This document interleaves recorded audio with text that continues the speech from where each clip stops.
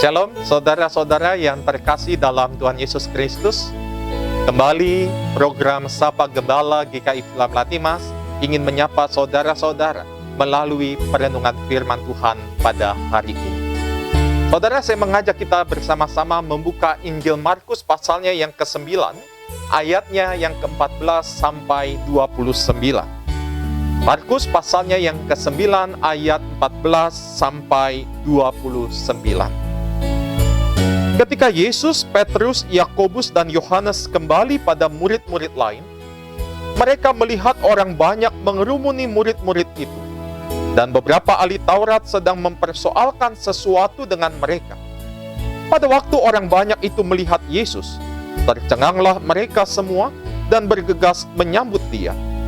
Lalu Yesus bertanya kepada mereka, "Apa yang kamu persoalkan dengan mereka?" Kata seorang dari orang banyak itu, "Guru, anakku ini kubawa kepadamu karena ia kerasukan roh yang membisukan dia. Dan setiap kali roh itu menyerang dia, roh itu membantingkannya ke tanah, lalu mulutnya berbusa, giginya bergeretakan, dan tubuhnya menjadi kejang. Aku sudah meminta kepada murid-muridmu supaya mereka mengusir roh itu, tetapi mereka tidak dapat." Maka kata Yesus kepada mereka, "Hai kamu angkatan yang tidak percaya, berapa lama lagi aku harus tinggal di antara kamu? Berapa lama lagi aku harus sabar terhadap kamu? Bawalah anak itu kemari." Lalu mereka membawanya kepadanya. Waktu roh itu melihat Yesus, anak itu segera digoncang-goncangnya, dan anak itu terpelanting ke tanah dan terguling-guling, sedang mulutnya berbusa. Lalu Yesus bertanya kepada ayah anak itu, "Sudah berapa lama ia mengalami ini?" Jawabnya, "Sejak masa kecilnya. Dan seringkali roh itu menyeretnya ke dalam api ataupun ke dalam air untuk membinasakannya. Sebab itu jika engkau dapat berbuat sesuatu, tolonglah kami dan kasihanilah kami." Jawab Yesus, "Katamu jika engkau dapat, tidak ada yang mustahil bagi orang yang percaya." Segera anak itu berteriak, "Aku percaya, tolonglah aku yang tidak percaya ini." Ketika Yesus melihat orang banyak makin datang berkerumun, Ia menegur roh jahat itu dengan keras, katanya, "Hai roh yang menyebabkan orang menjadi bisu dan tuli, aku memerintahkan engkau, keluarlah daripada anak ini, dan jangan memasukinya lagi." Lalu keluarlah roh itu sambil berteriak dan menggoncang-goncang anak itu dengan hebatnya. Anak itu kelihatannya seperti orang mati, sehingga banyak orang yang berkata, "Ia sudah mati." Tetapi Yesus memegang tangan anak itu dan membangunkannya, lalu ia bangkit sendiri. Ketika Yesus sudah di rumah, dan murid-muridnya sendirian dengan Dia, bertanyalah mereka, "Mengapa kami tidak dapat mengusir roh itu?" Jawabnya kepada mereka, "Jenis ini tidak dapat diusir, kecuali dengan berdoa." Saudara-saudara yang dikasihi dan mengasihi Tuhan Yesus Kristus, mengubah suatu masalah menjadi berkat, mengubah yang tidak memiliki pengharapan menjadi berpengharapan, mengubah masa depan yang suram menjadi masa depan yang cerah. Mungkinkah, saudara-saudara?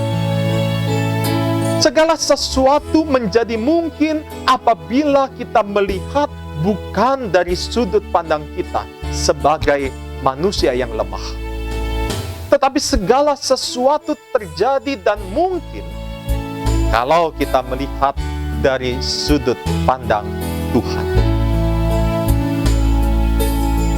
Dari sudut mata iman kita, bukan dari mata yang melihat secara kasat mata. Karena bagi Tuhan, saudara-saudara, tidak ada yang mustahil. Kehidupan orang Kristen yang sesungguhnya adalah hidup karena percaya, bukan karena melihat.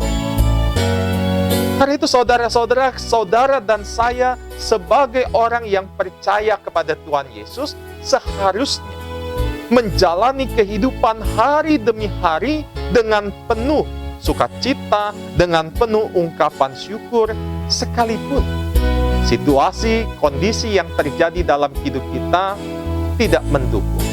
Situasi dan kondisi yang terjadi tidak sesuai dengan apa yang kita mau.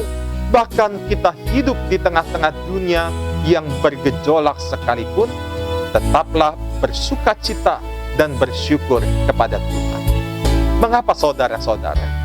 Karena kita punya Tuhan yang begitu besar.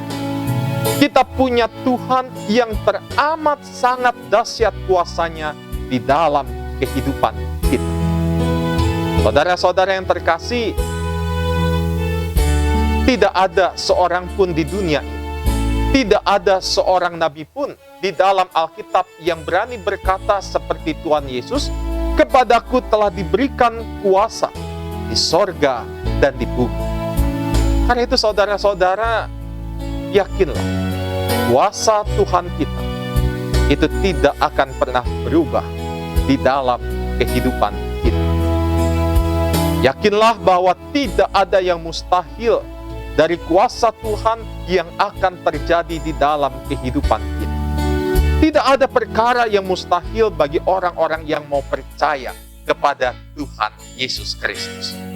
Ingat saudara-saudara, saudara dan saya punya Tuhan yang jauh lebih besar kuasanya dari apapun yang ada di muka bumi.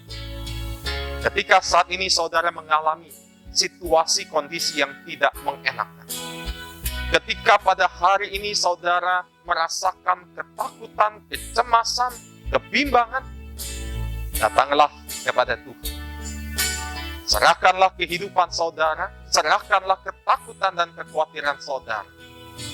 Karena di dalam Tuhan tidak ada yang mustahil. Tuhan memberkati saudara-saudara. Amin.